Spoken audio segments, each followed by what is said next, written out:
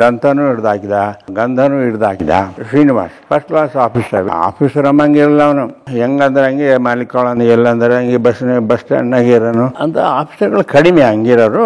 Purchase ಮಾಡ್ಬೇಕಾದ್ರೆ ಅವನು ಇಟ್ಕೊಂಡ, ಬೇಡಿ ಎಲ್ಲ ಕಿತ್ಕೊಂಡು ಎಸ್ಕೇಪ್ ಆಗ್ಬಿಟ್ಟ ಇದರಿಂದ. ಇಮಿಡಿಯೇಟ್ ಆಗಿ ನಾನು ಅವನು ಕೊಳೆಗಾಲದಲ್ಲಿ ಕುಡ್ದು ಸಾಯ್ತಾನೆ ಅವನು ಅಂತ ಶ್ರೀನಿವಾಸ್ ಇದಕ್ಕೆ ಹಾಕ್ತೆ ಚಿಕ್ಕಮಗಳೂರಿಗೆ. ಸ್ವಲ್ಪ ದಿವಸನಾದ್ರೂ ನಮಗೆ ಶ್ರೀನಿವಾಸ್ ಸರ್ವಿಸಸ್ ಬೇಕು, ಅವನಿಗೆ ಎಲ್ಲ ವಿಷಯಗಳು ಗೊತ್ತಿದೆ, ಕಳಿಸ್ಕೊಡ್ಬೇಕು ನೀವು ಅಂತ. ಇಲ್ಲಪ್ಪ ಅವನು ಸಾಯ್ತು ಅನ್ಕೊಂಡ್ರಿ, ಅಲ್ಲಿ ಕಳಿಸಿದ್ರೆ ಗ್ಯಾರಂಟಿನ?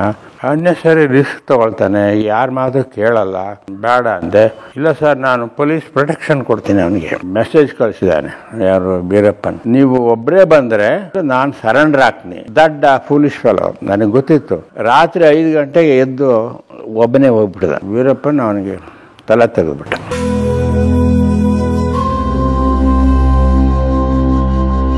ಸೊ ನೈಜೀರಿಯಾ ಬಿಟ್ಟು 3 ವರ್ಷ ಅಮೆರಿಕಕ್ಕೆ ಹೋದ್ರಾ? ಅಲ್ಲೊಂದು 3 ವರ್ಷ ಇದ್ದೆ. ಏನ್ ಮಾಡಿದ್ರಿ? MSc degree, university of California. IFS job ಅಲ್ಲಿ ಇದ್ರಲ್ಲ? ಇದ್ರೆ ಇನ್ನು ಹೆಚ್ಚಿಗೆ ಕಲಿಬಾರ್ದು ಅಂತ ಐತೆನಾ? ನಿಯಮ ಇದೆಯಾ ಸರ್ಕಾರದಲ್ಲಿ? ಏನಿಲ್ಲ, ನಂದು ಸ್ವಇಚ್ಛೆಯಿಂದ ನಾನು ಹೋಗಿದ್ದು. ಬಟ್ ಸಂಬಳ ಸೇವೆ ನನ್ನ ನೈಜೀರಿಯಾದ ಡಾಲರ್ ಇತ್ತಲ್ಲ, ಅದನ್ನೆಲ್ಲ ಖರ್ಚು ಮಾಡಿದೆ. ಎಷ್ಟು ವರ್ಷ ಇದ್ರಿ ಅಮೆರಿಕ? 2.5 ವರ್ಷ.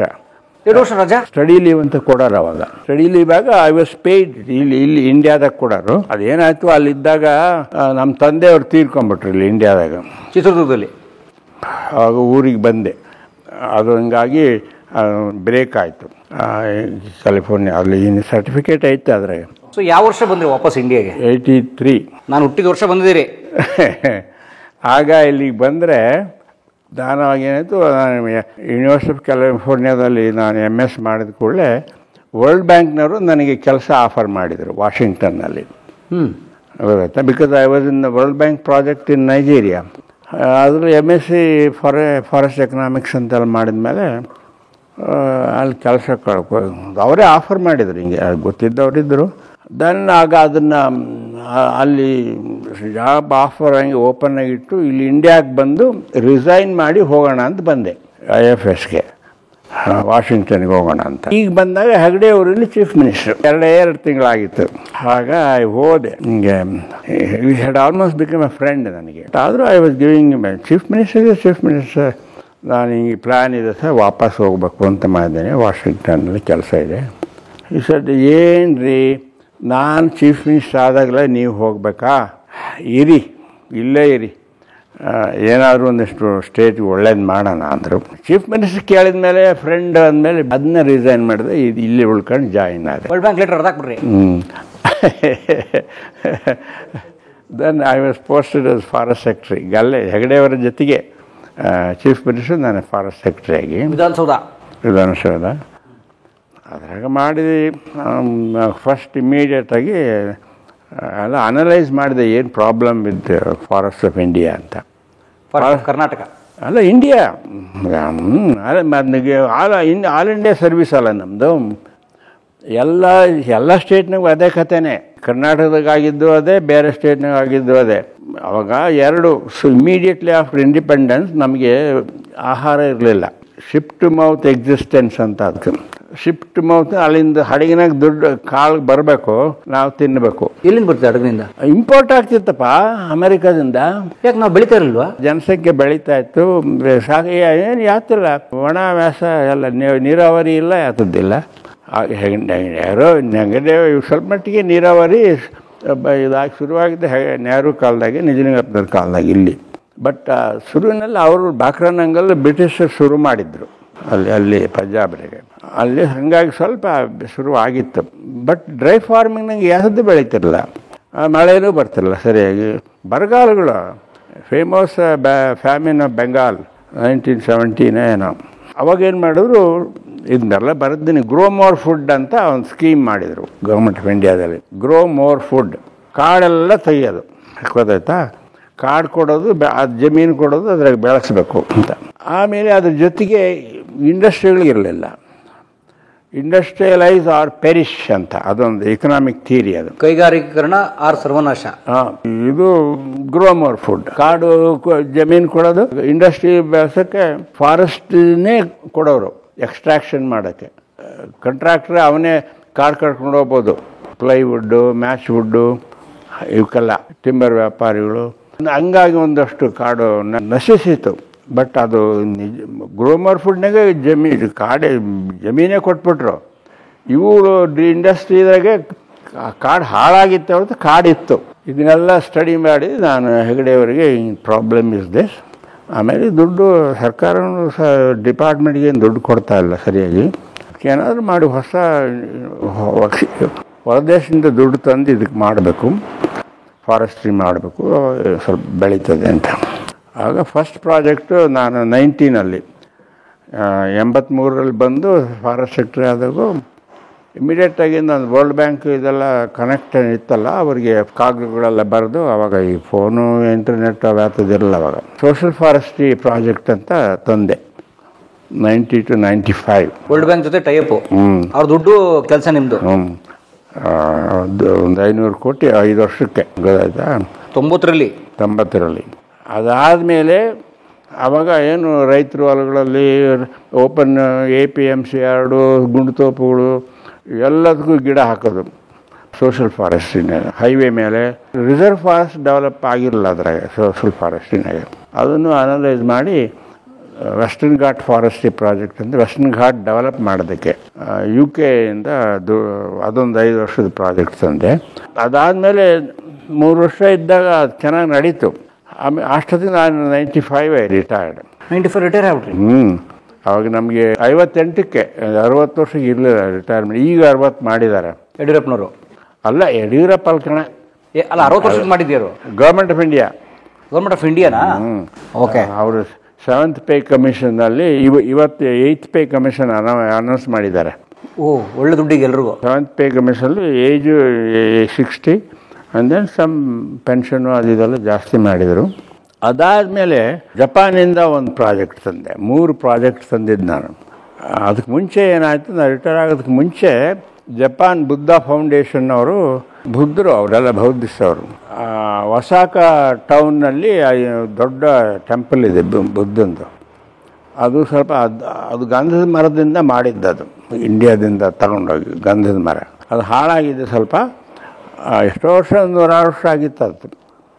ಈಗ ಹೊಸದಾಗಿ ಮಾಡಿಸ್ಬೇಕು, ಅದಕ್ಕೆ ನಮಗೆ ಗಂಧದ ಮರ ಬೇಕು ಅಂತ ಬಂದಿದ್ದರು. ಬುದ್ಧ ಫೌಂಡೇಶನ್ ಅವರು ಬಂದಿದ್ದರು. ಇವರು ಜಪನೀಸ್ ಎಂಬಸಿಯಿಂದನೂ ನನಗೆ ಕಾಗದ ಬಂದಿತ್ತು, ದುಡ್ಡು ಕೊಡ್ತೀವಿ ನಾವು, ಪುಕಾಟೆ ಏನು ಬೇಡ, will pay for it and ಮರ ಬೇಕು ಅಂತ.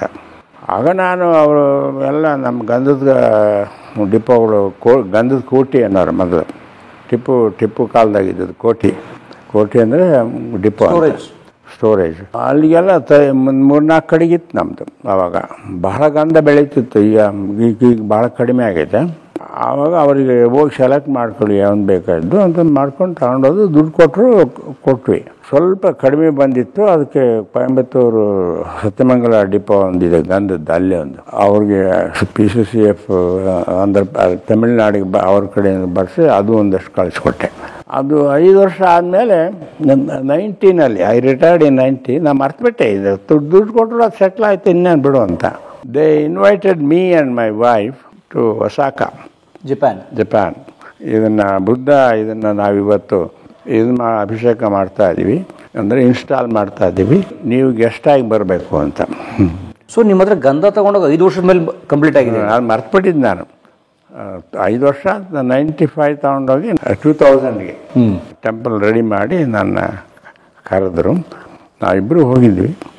ಹಂಗೆ ಅದ್ರಾಗ ಬುಲೆಟ್ ಟ್ರೈನು ಅದು ಇದೆಲ್ಲ ನೋಡಿ ಏನು ಎಫಿಷಿಯನ್ಸಿ. 50-60 ವರ್ಷದಿಗೆ ಆ ದೇಶ ಹಾಳಾಗೋಗಿತ್ತು. ಹಿರೋಶಿಮಾ ಬಾಂಬ್ 45ನಲ್ಲಿ 42-45 ವರ್ಲ್ಡ್ ವಾರ್ 2 ಕಂಪ್ಲೀಟ್ ಬೂದಿ. ಆ ಬೂದಿಯಿಂದ ದೇ ರೋಸ್ ಲೈಕ್ ಫಿನಿಕ್ಸ್ ಅಂತ ಹೇಳ್ತಾರಲ್ಲ. Developed so much, unbelievable efficiency, growth. Top of the world on electronics, TV, automobiles. ನಮ್ಮ ಕಾರುಗಳೆಲ್ಲ ಅವರವೇ ಆಯಿತು. ಆಮೇಲೆ ಹೋದ್ರಿ ಇಲ್ಲಿಗೆ. ಅಲ್ಲಿಂದ ನಾನು ಒಸಾಕದಿಂದ ಟೋಕಿಯೋಗೆ ಹೋಗಿ ಅಲ್ಲಿಂದ ಕೇಮ್ ಬ್ಯಾಕ್. ತಿರುಗಿ ವಾಪಸ್ ಬರ್ತಾ ಇದೆ ಬುಲೆಟ್ ಟ್ರೈನ್, 300 km/h ಅದು ಹೋಗ್ತಿತ್ತು. ಬರುತ್ತೆ, ಹೋಗೋದು ಬರೋದು ಹೇಳಿದ್ನಲ್ಲ, ಒಸಾಕ ಟು ಟೋಕಿಯೋ. ಅದರಲ್ಲಿ ಬಂದು ವಾಪಸ್ ಬಂದೆ. ಹಿಂಗೆ 3 ಪ್ರಾಜೆಕ್ಟ್ಸು ತಂದು. ಆವಾಗ ಜಾಪನೀಸ್ ಕಡೆಯಿಂದ ಒಂದು ಪ್ರಾಜೆಕ್ಟ್ ತರಿಸಿದೆ ಇಲ್ಲಿ. ಅನದರ್ ಈಸ್ಟರ್ನ್ ಪ್ಲೈನ್ಸ್ ಅಂತ, ವೆಸ್ಟರ್ನ್ ಘಾಟ್ಸು 2 ಡಿವಿಷನ್ ಇದೆ. ಒಂದು ಘಾಟ್ಸ್, ಇನ್ನೊಂದು ಪ್ಲೇನ್ಸ್. ಈಸ್ಟರ್ನ್ ಪ್ಲೇನ್ಸ್ ಅಂದರೆ ಬೀದರಿಂದ ಕೊಳ್ಳೇಗಾಲದವರೆಗೂ ಆ ಬಯಲು ಭೂಮಿ, ಬಯಲು ಭೂಮಿ, ಪ್ರಸ್ಥಭೂಮಿ. ಅದಕ್ಕೆ ಒಂದು ಪ್ರಾಜೆಕ್ಟ್ ಅಂತ 3 ಪ್ರಾಜೆಕ್ಟ್, ಅದೊಂದು 500, ಒಟ್ಟು 1500 ಕೋಟಿ ಪ್ರಾಜೆಕ್ಟ್ ನಾನು ತಂದಿದ್ದು. ನಾನು 12 ವರ್ಷ ಇದ್ದೆ. 83ರಲ್ಲಿ ಬಂದು 95 ರಿಸಲ್ಟ್. ಹೆಗ್ಡೆಯವರು ಇದ್ದರು, ಸಪೋರ್ಟ್ ಮಾಡಿದರು. ಆಮೇಲೆ ಅವರು ಅನ್ಫಾರ್ಚುನೇಟ್ಲಿ ಟೆಲಿಫೋನ್ ಟ್ರ್ಯಾಪಿಂಗ್ ಅಂತ ರಿಸೈನ್ ಮಾಡಿದ್ರು. ಒಂದು 3 ವರ್ಷ 4 ವರ್ಷ ಇದ್ದರು. What happened with Veerappan's case? How it all started? Kollegal ಅಂತ ಹೇಳೋದು ಮೊದಲು 56ವರೆಗೂ ಮಡ್ರಾಸ್ ಪ್ರೆಸಿಡೆನ್ಸಿನಲ್ಲಿತ್ತು. ಅಲ್ಲಿ ಏನೇನು ಬರೀ ಕಾಡಿತ್ತು.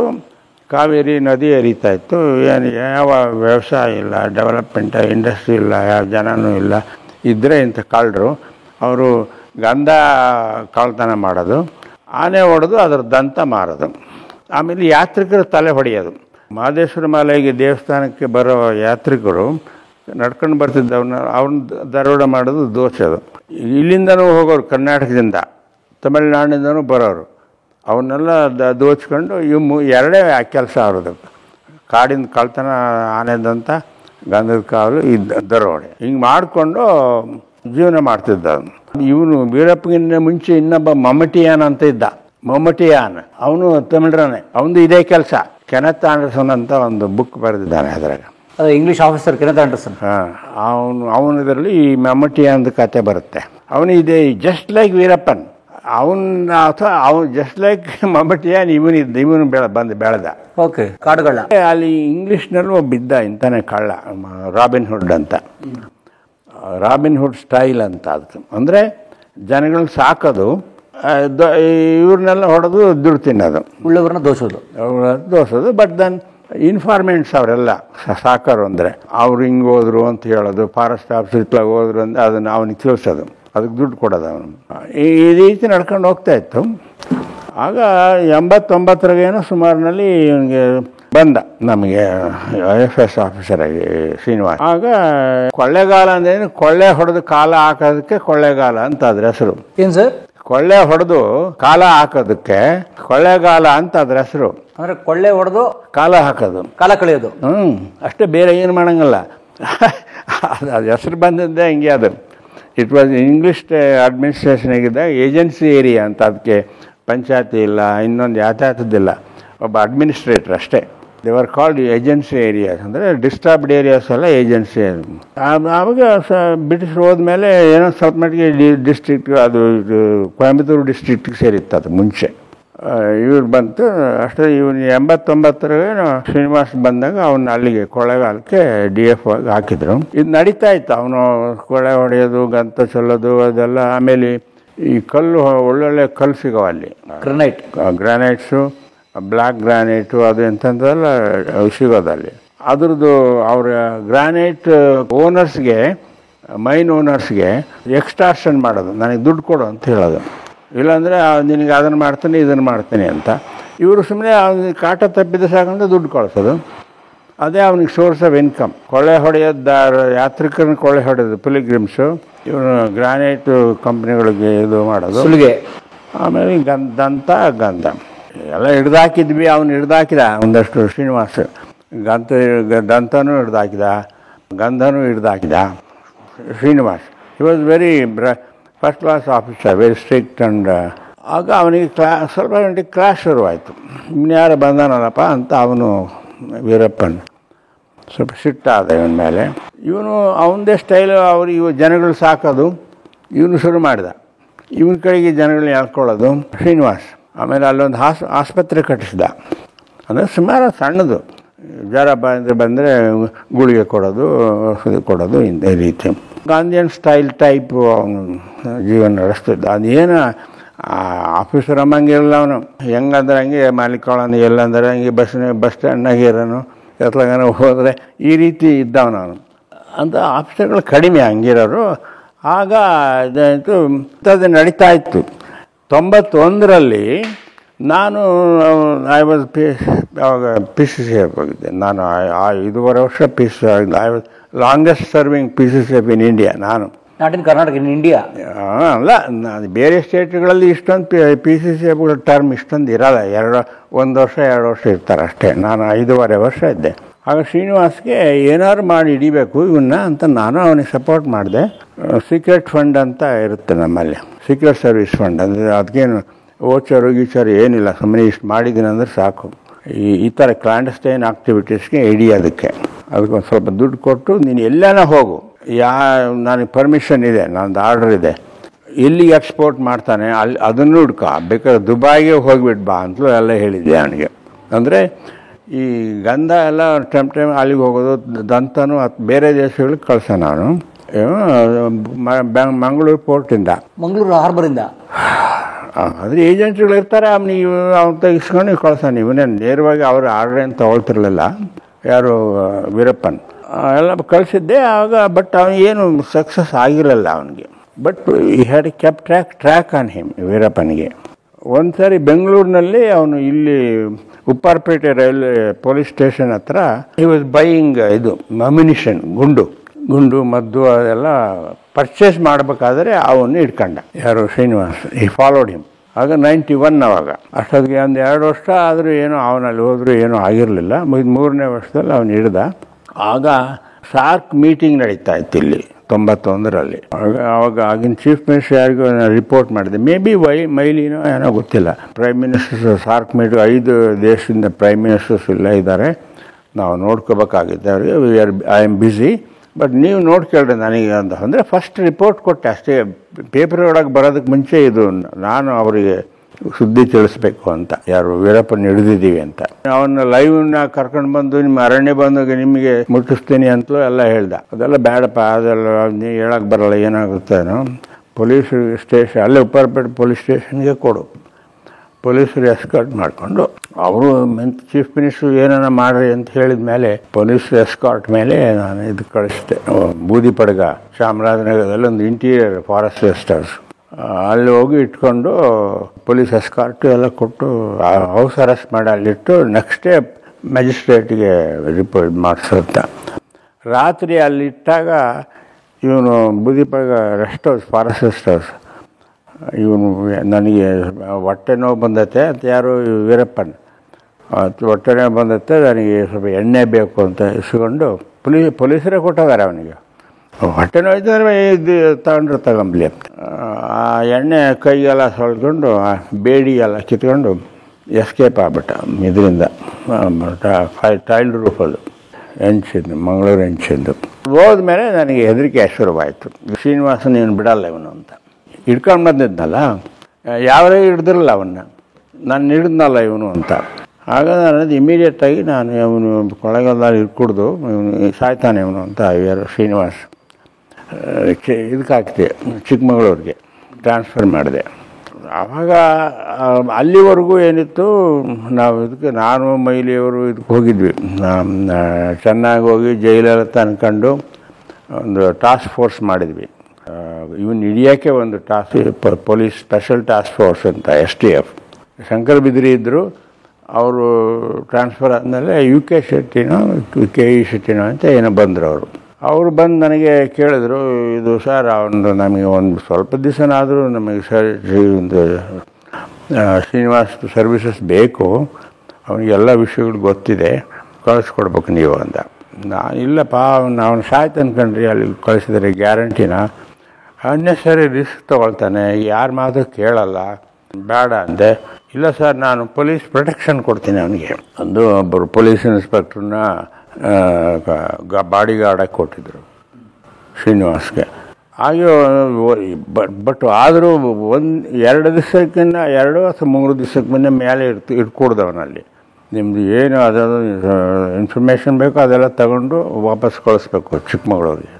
ಅವನು ಒಂದು ಸರಿ ಅಲ್ಲಿ ಹೋದಾಗ, ಅಲ್ಲಿದ್ದಾಗ 91ರಲ್ಲಿ ನವಂಬರ್ 91 ಮೆಸೇಜ್ ಕಳಿಸಿದ್ದಾನೆ, ಯಾರು ವೀರಪ್ಪನ್ ಇವನಿಗೆ ಶ್ರೀನಿವಾಸ್ಗೆ. ಮೆಸೆಂಜರ್ ಭಾಳ ಸಿಸ್ಟಮ್ ಇತ್ತು ಅವನು, ಅವರಿಗೆಲ್ಲ ದುಡ್ಡು ಕೊಟ್ಕೊಂಡು ಸಾಕೊಂಡಿದ್ದ ಅವನು ವೀರಪ್ಪನ್. ನೀವು ಒಬ್ಬರೇ ಬಂದರೆ ಗೋಪಿನಾಥಮ್ ಅಂತ ಯಾವುದೋ ಒಂದು ಜಾಗ, ಅಲ್ಲಿಂದ 9 ಕಿಲೋಮೀಟ್ರ್ ಕಾಡಿನಲ್ಲಿ, ಅಲ್ಲಿಗೆ ಬಂದರೆ ನಾನು ಸರೆಂಡ್ರ್ ಹಾಕ್ತೀನಿ ನಿಮಗೆ, ಬೇರೆ ಯಾರಿಗೂ ಸರೆಂಡ್ರ್ ಆಗಲ್ಲ. ಸರಿ ಆಯಿತು ಅಂದು ಇವನು ದಡ್ಡ ಫೂಲಿಶ್ ಫೆಲೋ, ನನಗೆ ಗೊತ್ತಿತ್ತು. ರಾತ್ರಿ 5 ಗಂಟೆಗೆ ಎದ್ದು ಒಬ್ಬನೇ ಹೋಗ್ಬಿಟ್ಟಿದ ನನಗೆ. ಬೆಳಗಿನ ಜಾವ ಬಾಡಿ ಗಾರ್ಡ್ ಕೊಟ್ಟರು, ಅವ್ರಿಗೆ ಯಾರಿಗೂ ಹೇಳಲಿಲ್ಲ, ಏನು ತಗೊಂಬಲಿಲ್ಲ, ಏನಿಲ್ಲ. ಇವೆಂಟ್ ಅಲ್ಲ, ಅವನ ಜಾಗ ಎಲ್ಲ ಚೆನ್ನಾಗಿ ಗೊತ್ತಿತ್ತು ಶ್ರೀನಿವಾಸ್ಗೆ. ಅಲ್ಲಿ ಹೋದರೆ ವೀರಪ್ಪನ ಅವನಿಗೆ ತಲೆ ತೆಗೆದುಬಿಟ್ಟ. He was ಬಿಹೆಡೆಡ್. ಕೇಳೋಕ್ಕಾಗಲ್ಲ ಇವೆಲ್ಲ. ಅವನ್ನ ಶಿರ ಮಾತ್ರ ತೊಗೊಂಡು ತಪ್ಪಿಸ್ಕೊಂಡು ಹೋದ ಅವನು. ವೀರಪ್ಪ ಹೋಗ್ಬಿಟ್ಟ ಕಾಡಿನಾಗ. ಬಾಡಿ ಅಲ್ಲೇ ಬಿದ್ದಿತ್ತು. ನನಗೆ ಪೊಲೀಸ್ ಅಷ್ಟೊತ್ತಿಗೆ ಇವನು ಹೋಗಿರೋದು ಅದು ಇದು ಬಾಡಿ ಗಾರ್ಡ್ ಎತ್ಲ ಹೋಗಿದ್ದಾರೆ ಅಂತೇನು ಬಂದರೆ ಹುಡುಕೊಂಡು ಹೋಗಿದ್ದಾರೆ. ಇವನ ದೇಹ ಬಿದ್ದಿತ್ತು. ಶ್ರೀನಿವಾಸ್ ಈ ವಾಸ್ ಡೆಡ್ ಅಫ್ಕೋರ್ಸ್. ನಾನು ಅವತ್ತು ಭಾನುವಾರ ಆಫೀಸ್ ಕೆಲಸ, ಮನೆ ಫೈಲ್ಸ್ ಎಲ್ಲ ಮನೆಯಾಗೆ ನೋಡ್ತಿದ್ದೆ. ಭಾನುವಾರ ಆದರೂ ಆಫೀಸ್ ಕೆಲಸ ಮಾಡ್ತಾಯಿದ್ದೆ. ಮೈಸೂರಿಂದ DFO ಜಯಕುಮಾರ್ ಅಂತಿದ್ದರು. ಅವರು ನನಗೆ ಫೋನ್ ಮಾಡಿದರು, ಸರ್ ಹಿಂಗೆ ಆಗಿಬಿಟ್ಟಿದೆ. ಶಾಕ್ ಆಗೋಯ್ತು. ನಾನು ಏನು ಆಗಬಾರ್ದು ಅಂತ ಇತ್ತು ಅದೇ ಆಯ್ತಲ್ಲಪ್ಪ ಇದು ಅಂತ ಅಂದು ಹೆಂಗೋ ನಾನು somehow I am responsible for it ಅಂತ ಒಂಥರ ಪಾಪ ಗಿಲ್ಟ್ ಫೀಲಿಂಗ್ ಬಂದುಬಿಡ್ತು. ಬಟ್ ಆವಾಗ ಅದನ್ನು ಬಾಡಿ ತೊಗೊಂಬಂದು ಇಲ್ಲಿ ಅರಣ್ಯ ಭವನದಲ್ಲಿ ಇಟ್ಟು ಅವಾಗ ಚೀಫ್ ಮಿನಿಸ್ಟರ್ ಅವರೆಲ್ಲ ಬಂದರು. ಕ್ರಿಮೇಟರಿಯಂ ದಟ್ ಅಲ್ಲೇ ಶೇಷಾದ್ರಿಪುರದ ಇದರಲ್ಲಿ ಕ್ರಿಮೇಟೋರಿಯಂನಲ್ಲಿ. ಶೇಷಾದ್ರಿಪುರದಲ್ಲಿ ಸುಟ್ರ ಹೂತ್ರ ಇಲ್ಲ, ಸುಟ್ವಿ. ಅವ್ರ ಕಸ್ಟಮ್ ಹಂಗಿತ್ತು, ಅವರು ಸುಟ್ಬೇಕಾಯ್ತು ಅಷ್ಟೇ. ಸೊ ಅವ್ರನ್ನ ಸಮಾಧಿ ಮಾಡಿಲ್ಲ? ಇಲ್ಲ. ಅದೇ ಆ ಪೊಲೀಸ್ ಹಿಂಗೆಲ್ಲ ಹೊಡಿತದಲ್ಲ, ದಟ್ಸ್ ಸ್ಟೇಟ್ ಹಾನರ್, ಅದು ಫೇರ್ವೆಲ್ ಅಂತ ಆಯಿತು. ಆಮೇಲಿಂದ 1-2 ವರ್ಷ ಆದಮೇಲೆ ಅವನಿಗೆ ಸ್ತಂಭ ವೀರಗಲ್ಲು ಅಂತ ಹೆಸರಿಟ್ಟಿದ್ದೀನಿ ಅದಕ್ಕೆ. ಅರಣ್ಯ ಭವನ ಕಾಂಪೌಂಡು ಮಲ್ಲೇಶ್ವರದ ಆಫೀಸು ಅಲ್ಲಿ ಎದುರುಗಡೆ ಇದೆ. ಕಾಂಪೌಂಡ್ ಒಳಗೇನೆ ಅರಣ್ಯ ಭವನದ ಎದುರಿಗೆ ಆ ಸ್ತಂಭ ಎಲ್ಲ ಇದೆ, ಫೋಟೋ ಎಲ್ಲ ಇದೆ. ಅದು ಮಾಡಿದೆ.